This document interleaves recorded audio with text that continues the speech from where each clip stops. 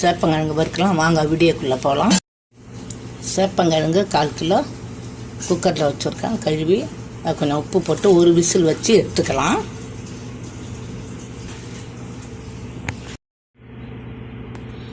பாருங்கள், வெந்து போச்சு. இந்த லெவல் வந்தால் போதும்.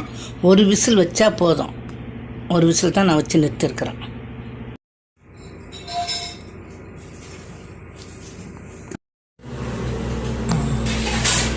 அரிசி மாவு 1 டேபிள் ஸ்பூன் வச்சுருக்கேன். கடல மாவு 1 டேபிள் ஸ்பூன் வச்சுருக்கிறேன்.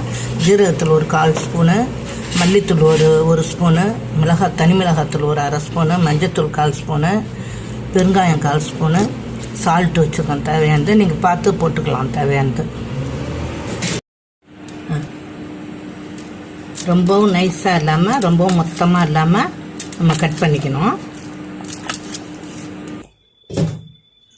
இந்த எடுத்து வச்சதான் நம்ம எல்லாம் ஒன்றா கலந்து அது கூட கொட்டி இது பண்ணிக்கலாம்.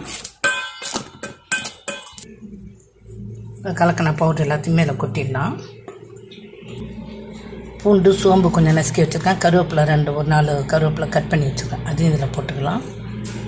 போட்டு அப்படியே கிளறி ஒரு 1/4 மணி நேரம் அப்படியே வச்சிடலாம்.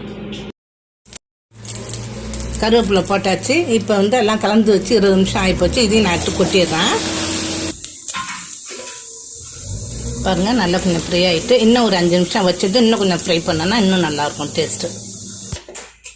பாருங்கள், முடிஞ்சிட்டு லைட்டாக மேலே கொத்தமல்லி தழை வைக்க வேண்டியது தான். இப்போ நம்ம அரிசி மாவும் கடல மாவும் போடுறோம்னா இது குழக்குழப்பு தன்மை உள்ளது சேப்பங்கிழங்கு. அந்த குழக்குழப்பு தன்மை மாறுறதுக்கு தான் நம்ம அரிசி மாவும் கடல மாவும் போட்டோம்னா நல்லா கிறிஸ்பியாக இருக்கும்.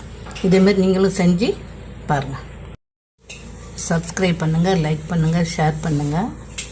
வீடியோ பார்த்ததுக்கு நன்றி.